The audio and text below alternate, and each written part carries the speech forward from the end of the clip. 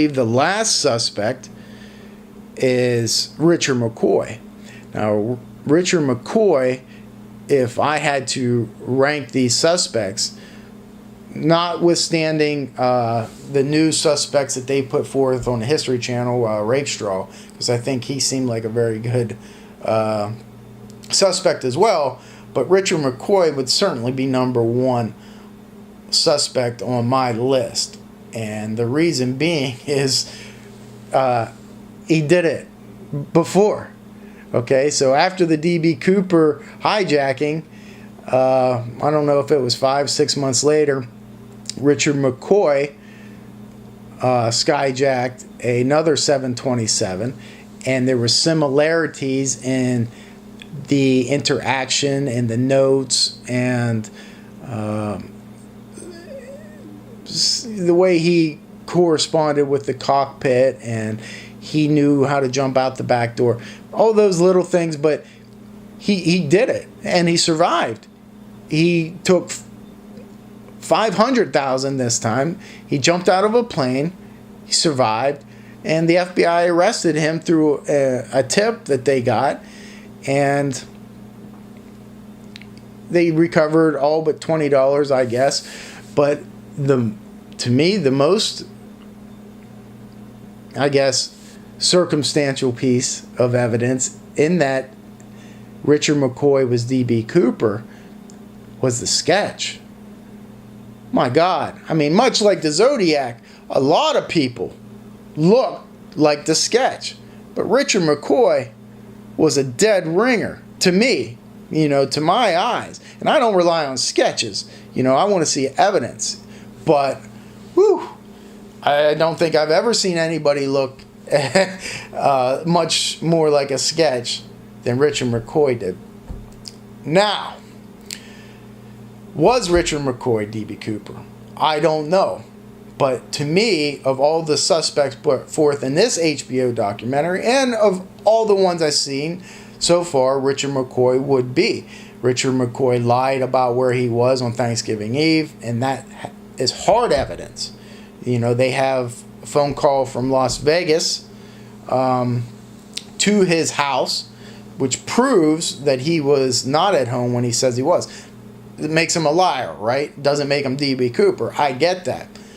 But again, you want to incorporate everything into your suspect field, and to be able to say, well, this guy's a suspect because of A, B, and C, right? So because of that, because McCoy jumped, he made the now, I guess you would say, well, why would he do that? Why would he hijack the plane a second time? To get more money. I would surmise, as a lot of people I think do, is that he lost the money in the first jump. Or he lost a lot of the money, and maybe not all of it.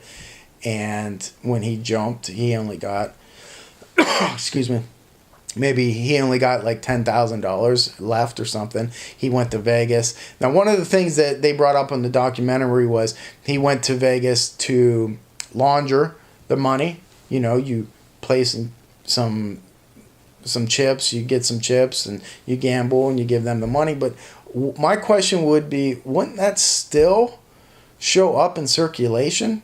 They recorded those serial numbers, and they never turned up in circulation, right? Even that $20 bill from now that I'm thinking about it, the second jump that McCoy made, well, maybe not second, could have been his first jump. The jump that McCoy was arrested for when he took $500,000, I guess he spent $20. Was that ever recovered? I guess I'd want to know that. Because did that ever show up in circulation as well? I'm sure they recorded those numbers. But back to the D.B. Cooper.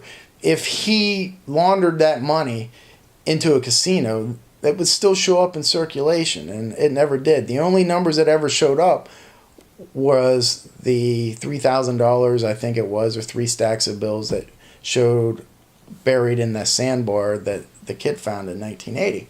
So why was he in Las Vegas? You know, why was he saying he's home? So those are things that I would want to know. I would be digging into his background, Richard McCoy's, something fierce, okay? And I would be talking to everybody that ever knew him, and he's a strong suspect. Now, for some reason, I thought he was ruled out. I know the FBI ruled him out, but I don't know why. I guess I would want to know more about that. Why did he get ruled out? But, you know, certain aspects of D.B. Cooper, you know, again, you want to start at possibilities. Okay, it's possible that L.D. Cooper was Dan Cooper. Okay, but then as you start to deduce possibilities to probabilities, I think you can start eliminating suspects. You know, Dwayne Weber, you know, good suspect. You know, it's possible. L.D. Cooper, good suspect. Dayton, good suspect. Richard McCoy, good suspect. Rakestraw, good suspect. Gary Christensen, I think, was another decent suspect. But you have to start eliminating these and deducing till you have one good suspect. And maybe it wasn't any of them. You know, maybe it wasn't. But in my mind, Richard McCoy is a great suspect.